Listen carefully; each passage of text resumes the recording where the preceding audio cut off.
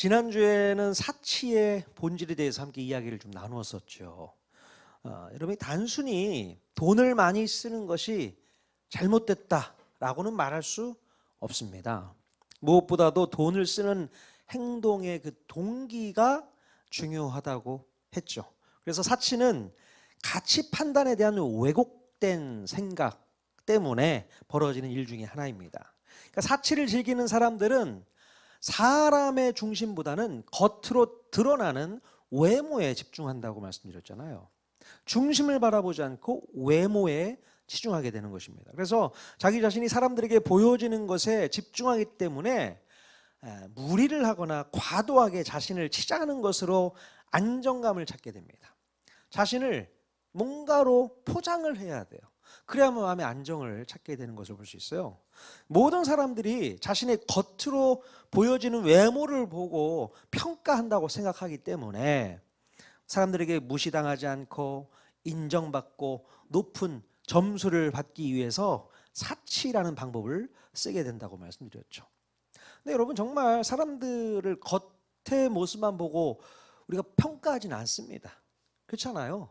겉모습만 평가하지 않고 그 속마음의 중심까지 다 보이지 않습니까? 물론 하나님께서 그 중심을 보신다고 했지만 우리들도 평상시에 상대방의 어떤 언어 습관이라든가 행동 거지를 보면 그 사람의 중심을 어느 정도 이해할 수 있습니다.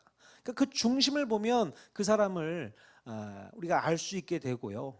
아무리 겉을 이쁘게 뭐 여러 가지 모양으로 치장한다 하더라도 그게 그 사람을 바꾸어 주지는 못한다라는 것을 볼 수 있게 되죠.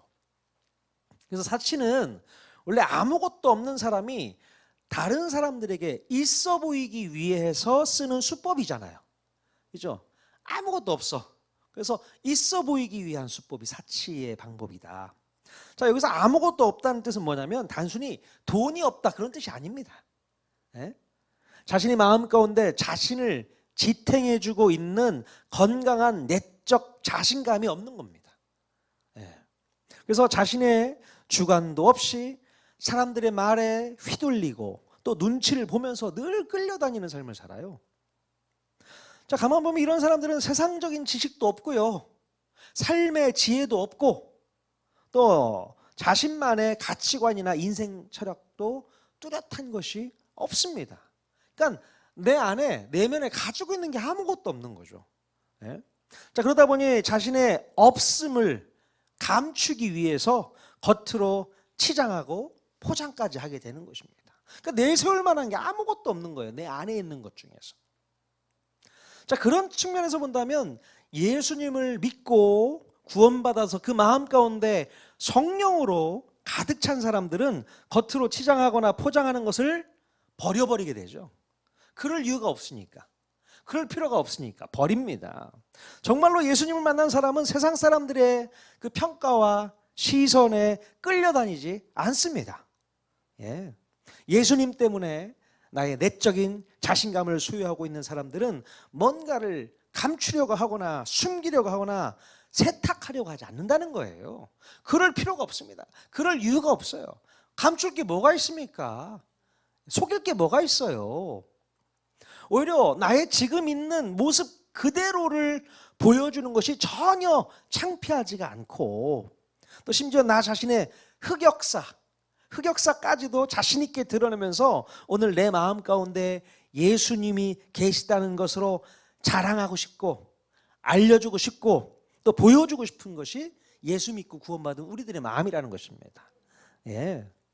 내 마음 가운데 가장 귀한 보배를 가지고 있으니 더 이상 남부러울 것이 없고요, 남들에게 보여주기 위해서 겉을 치장하거나 보기 좋게 꾸며댈 이유가 전혀 없는 것입니다.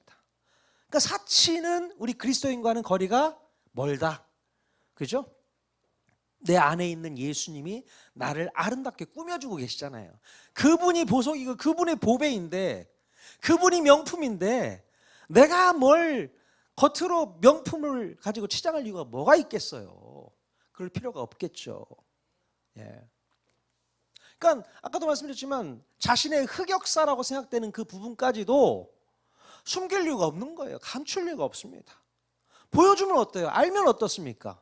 오히려 나를 변화시켜 주신 예수님이 내 안에 있다는 사실만으로 인해서 오히려 하나님께 더 영광을 올려드릴 수 있는 거 아니겠습니까? 마태복음에서 마태가 그렇게 고백하잖아요. 자기 자신을 뭐라고 소개하고 있습니까? 세리 마태라고 소개하고 있잖아요. 세리라는 말은 참 치욕적인 말이죠. 감추고 싶었던 자신의 옛 흑역사일 겁니다. 왜냐하면 세리라는 말은 그 당시 민족을 팔아먹는 매국노였기 때문에 처단 대상 1순위였거든요. 근데 자기 자신을 뭐라고 표현한다고요? 세리마태라고 표현하고 있습니다. 왜요? 이제 떳떳하니까. 과거의 옛 습관, 과거의 죄인된 모습, 그럼에도 불구하고 내가 예수님을 알고 예수님을 믿고 예수님의 제자가 되었으니 그런 나를 변화시켜 주신 예수님을 더 드러내기 위한 방법으로 나의 흑역사가 쓰임받을 수 있다, 그 얘기죠. 이러니 우리의 옛 과거에 있었던 부족한 모습들, 잘못된 모습들, 이런 것들이 있다면 얘기는 하셔도 됩니다. 터놓고 얘기하셔도 돼요. 예. 그리고 나를 변화시켜 주신 하나님을 오히려 찬양할 수 있는 기회가 될 수 있지 않겠나 생각이 되어집니다. 그러니까 그거 감추려고 애써 감추려고 포장하고 꾸미려고 할 필요 없습니다. 그럴 이유가 전혀 없으세요. 예. 자, 그러므로 예수님을 믿는다고 하면서 쓸데없는 사치에 애쓰고 몸부림친다면 그 사람은 아직도 진정으로 예수님을 만나지 못했을 확률이 높습니다. 늘 사람들의 시선과 사람들의 판단에, 사람들의 그 말 한마디에 이리저리 끌려다니고 있다면 그 마음 가운데는 예수님이 없을 것 같아요. 제가 볼 때는. 저는 여러분 모두가 뭔가 대단하게 자신을 치장하지 않아도 바로 예수님 때문에 있어 보이는 사람이 다 되실 수 있기를 바랍니다. 예수님 때문에 있어 보이는 사람이 되셔야죠. 우리 옆 사람에게 한번 이렇게 인사 한번 했으면 좋겠습니다. 치장하지 않아도 대단히 있어 보이십니다. 치장하지 않아도 대단히 있어 보이십니다. 저는 여러분들이 정말 있어 보이세요, 다들.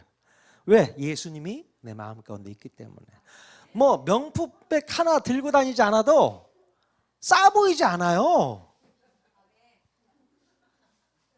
그런데 어떤 사람은 명품백 들고 다니고 구두, 옷 하나하나 다 명품을 들고 다녀도 왜 이렇게 사람이 싸 보이는지 모르겠습니다.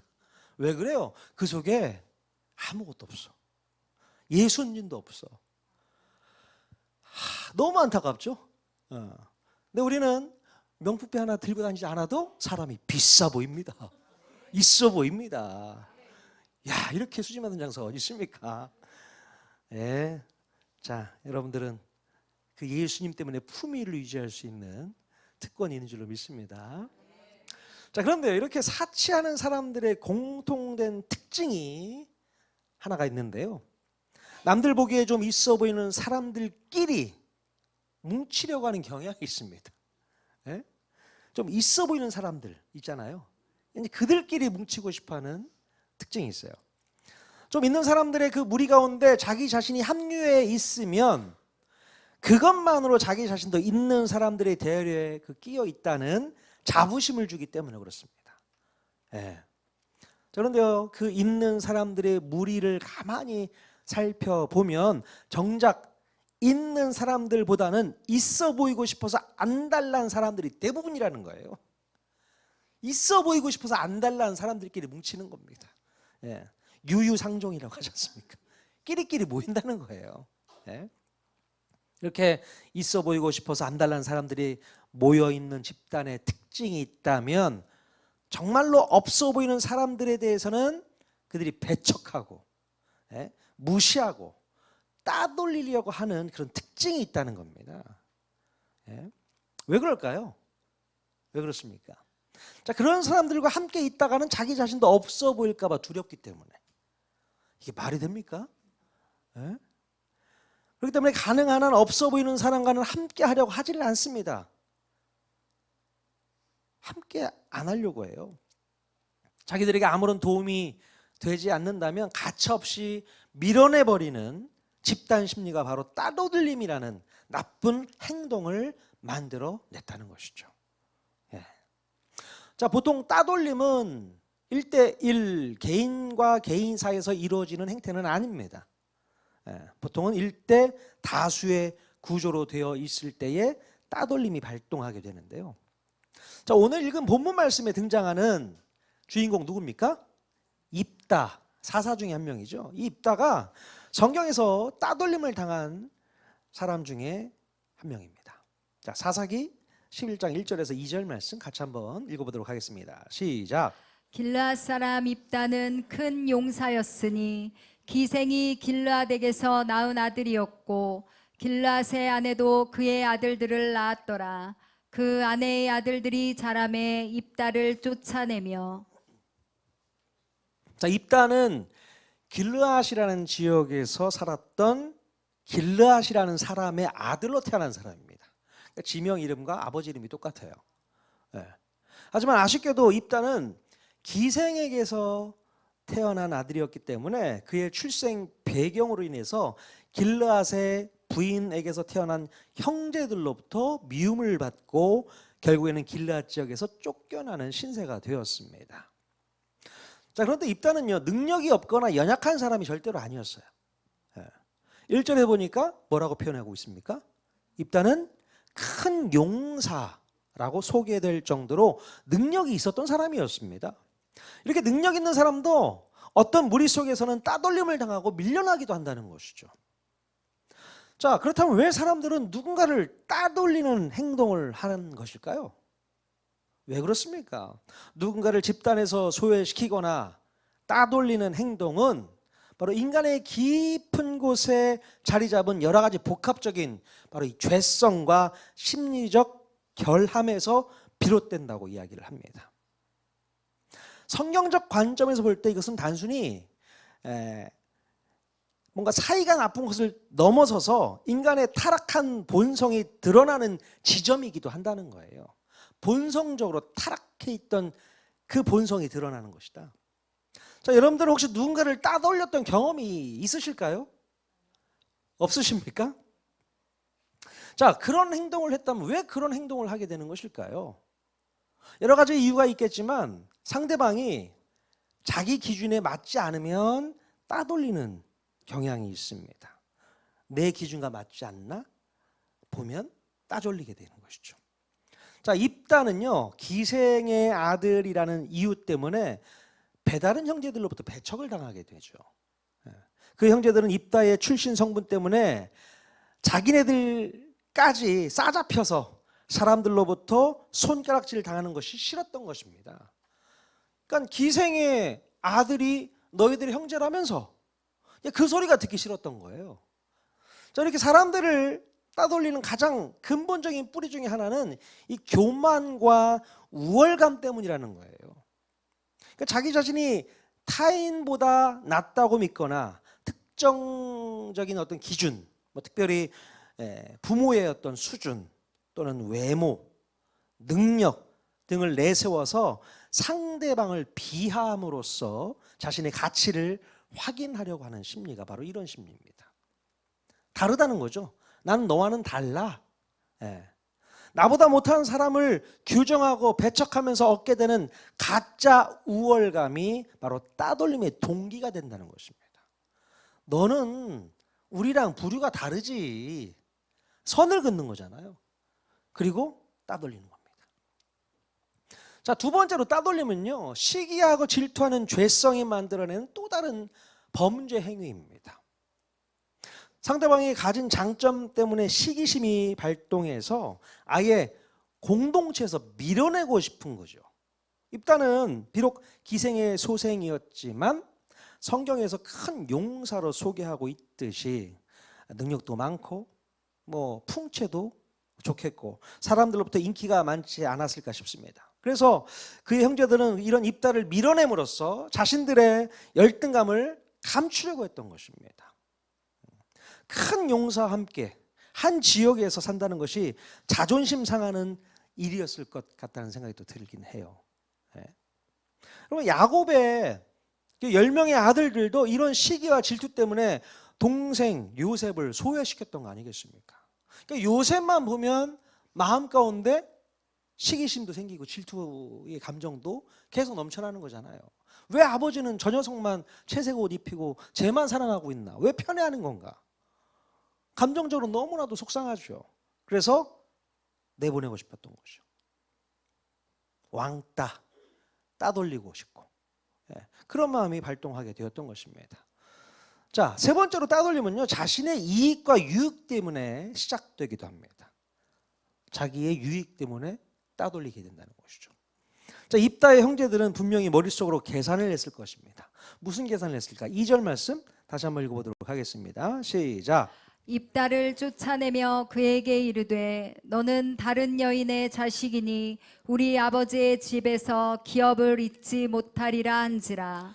예, 만약에 입다가 자기 그 형제들과 같이 함께 있으면 아버지의 유산이 나뉘기 때문에 자신들의 유익을 위해서라도 입다를 분리시키고 격리를 시켜야 한다고 생각을 했던 것입니다.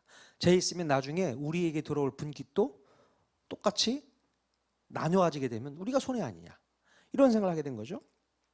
자, 그래서 입다의 고향에서 내쫓게 되고 입다의 분기까지도 가로채지 않았을까 싶어요.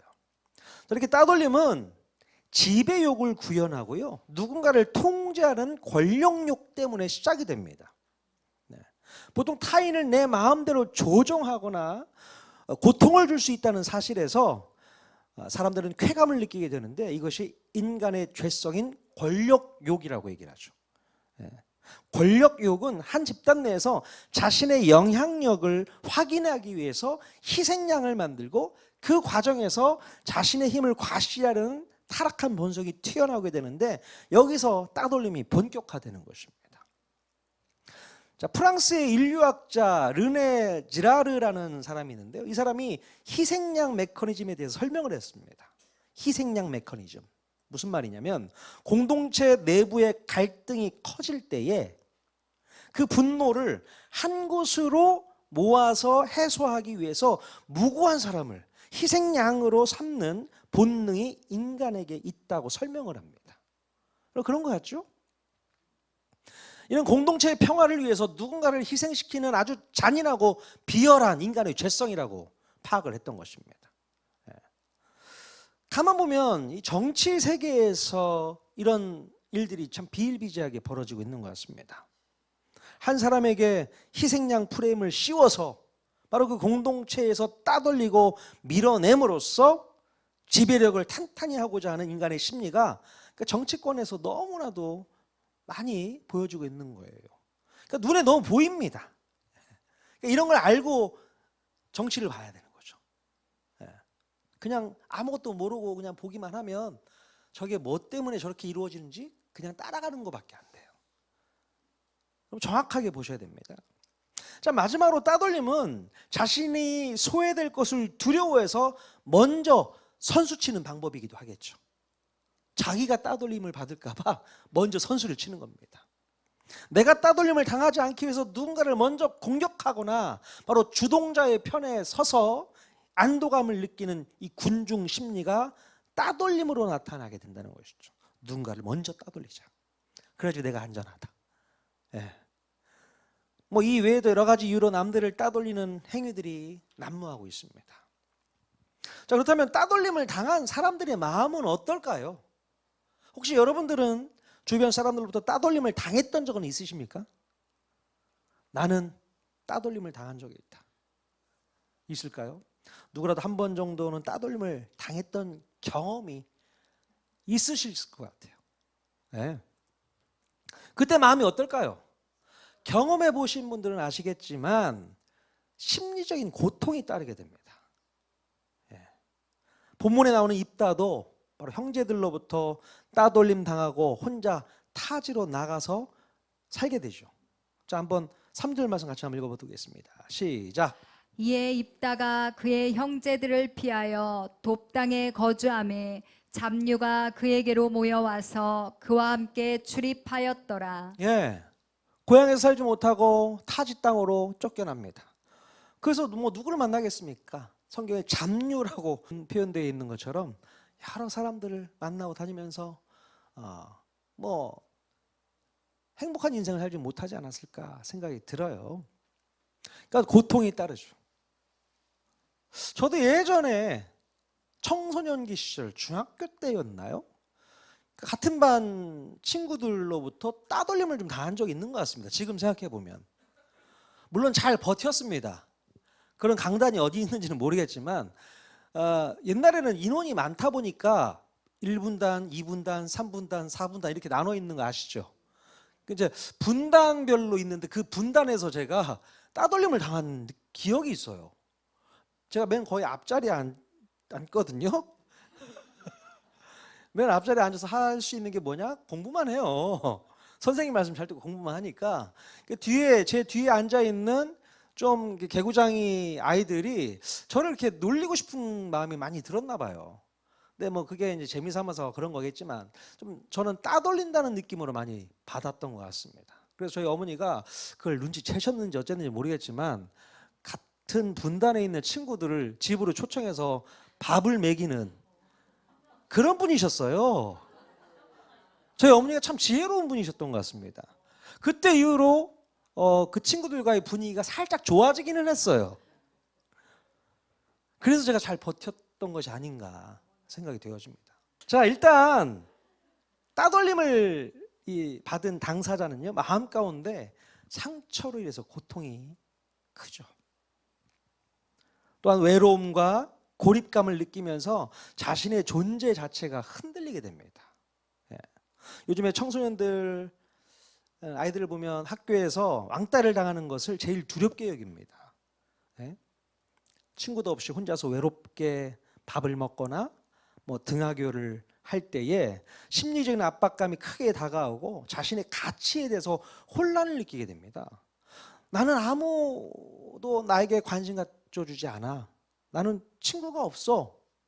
나는 외로워. 나를 좋아하는 사람이 아무도 없는 것 같아. 나는 왜 이렇게 태어났지?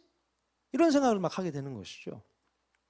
아무도 나를 좋아해 주지 않고 나를 찾지 않으니 나의 존재감마저도, 나의 정체성마저도 흔들리게 되는 것입니다. 게다가 학교 친구들의 의도적인 따돌림이 있으면 고통을 더욱 가중시키고 이 심리적인 압박을 버티지 못하면 결국 그것 때문에 스스로 목숨을 끊는 아이들도 있습니다. 못 견디는 거예요. 이렇게 따돌리는 행위는 그 당사자의 자존감과 정체성을 무너뜨리는 행위라는 것을 기억해야 됩니다. 따돌림은 그렇게 해서 무서운 거예요. 사람의 그 마음을 흔들어 놓고 자존감을 떨어뜨리고 정체성을 무너뜨려 버리기 때문에 그렇습니다. 자, 그렇다면 반면에 따돌림을 주도한 사람의 마음은 어떤 마음일까요? 어떤 심리일까요? 그 따돌림을 주도한 사람이 있을 거 아니에요. 오늘 본문에 보면 입다의 형제들은 입다를 내쫓으면서도 자신들이 잘못하고 있다는 인식이 전혀 없어 보입니다. 보통 따돌림을 주도하는 사람은 어떤 심리를 가지고 있을까요? 어떤 심리를 가지고 있을까요? 그들은 자신의 행동에 대해서 정당성을 부여하고 명분을 만들게 됩니다. 당연히 마음의 죄책감 같은 것은 전혀 없고요. 이런 행위를 할 수밖에 없었던 부득이한 이유를 되뇌이면서 무감각한 마음으로 상대를 대하게 되는 아주 나쁜 버릇을 갖고 있어요. 또한 여러 명의 무리가 한 사람을 따돌리기 때문에 그만큼 자신의 책임이 아닌 것처럼 책임을 회피하면서 군중 심리에 끌려가게 되는 것을 볼 수 있습니다. 나는 아무런 잘못도 없어. 나보다 저 친구들이 더 해. 이러면서 자기를 위로하고 격려하는 거죠. 그러면서 그 무리 가운데 편승해서 한 사람을 밀어내버리는, 따돌리는 그런 일들이 너무나도 많이 있다는 것입니다. 자, 그렇다면 그 한 사람을 따돌리는 행위가 만들어내는 결과는 뭘까요? 어떤 결과를 만들어내게 될까? 사탄은 바로 이 점을 노리고서 사람들로 하여금 따돌림을 반복하도록 만듭니다. 일단 공동체를 약화시키고 무너뜨리는 요인이 된다는 거예요. 공동체를 무너뜨립니다.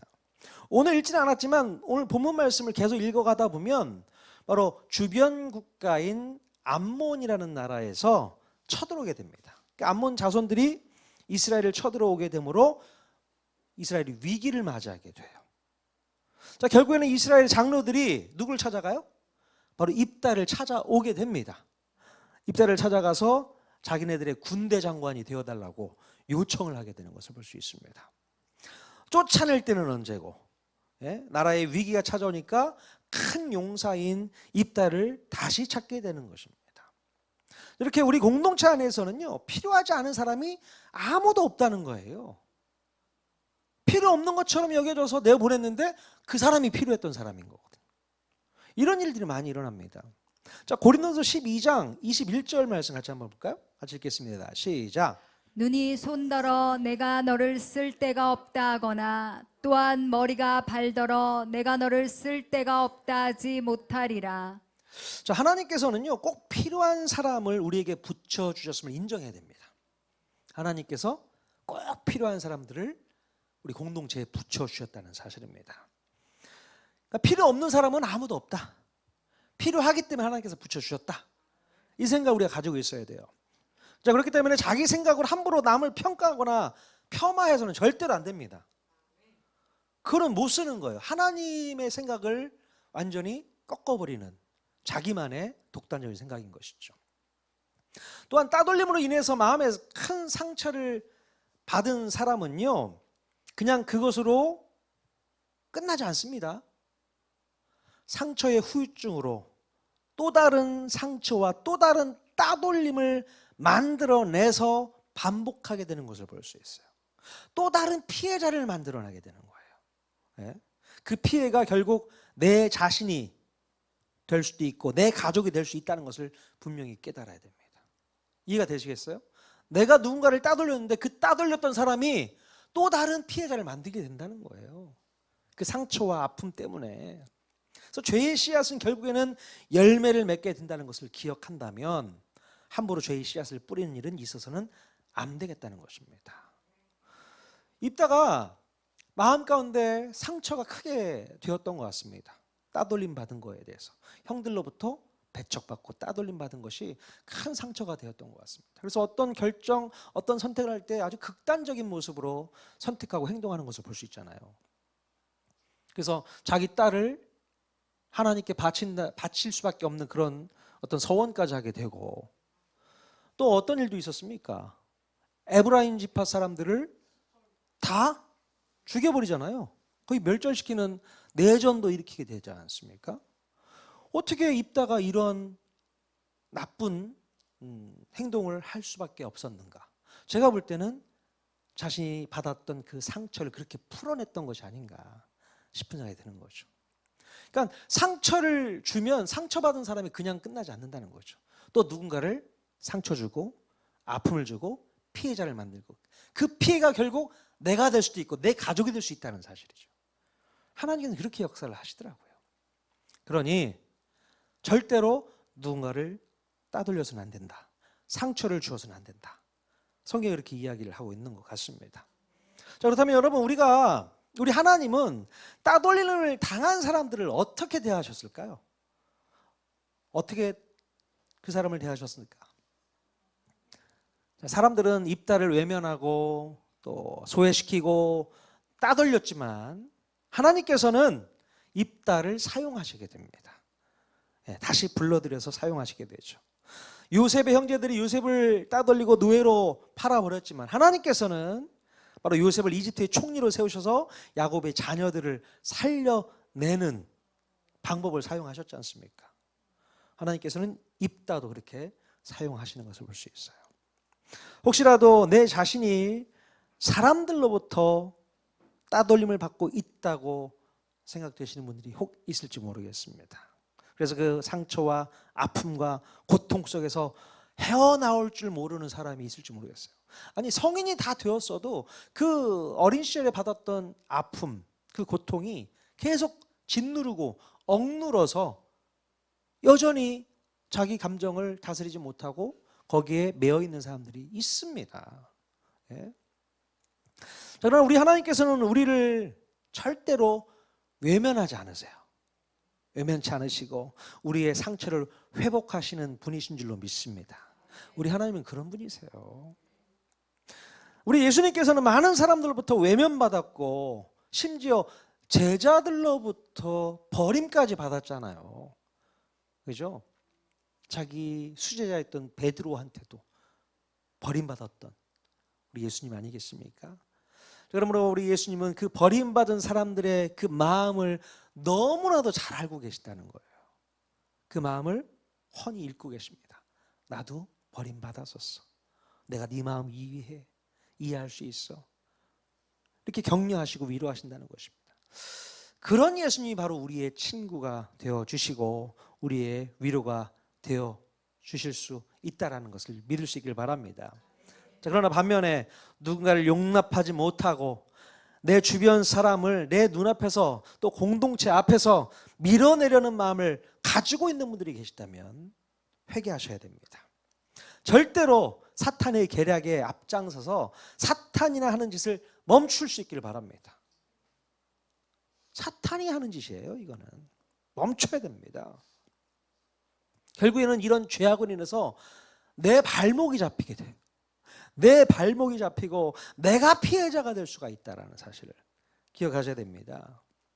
아무리 보고 싶지 않은 사람이 내 주변에 있다고 해도 서로 용납하고 서로 받아주는 하나님의 자녀들이 다 되어야 될 줄로 믿습니다. 따돌린다, 왕따시킨다, 사탄의 방법이다. 기억할 수 있기를 바랍니다. 사탄은 언제든지 우리를 파멸로 몰고 간다는 사실, 이 공동체를 파괴하려고 얼마나 열심히 노력하고 있는가 여러분 꼭 알고 계실 수 있길 바라요. 거기에 쓰임받지 마시기 바랍니다. 언제나 서로 용납하고 서로 사랑으로 보듬어 안고 감싸 안을 수 있는 그런 수준 높은 우리 통하는 교회 모든 성도들이 다 되실 수 있기를 주님의 이름으로 간절히 축원드립니다. 그래서 통하는 교회는 참 명품 교회야. 어쩜 가만 보면 사람들이 서로가 얼마나 사랑하고 얼마나 격려하고 얼마나 아끼는지 모르겠어. 이런 소문이 좀 많이 좀 났으면 좋겠습니다.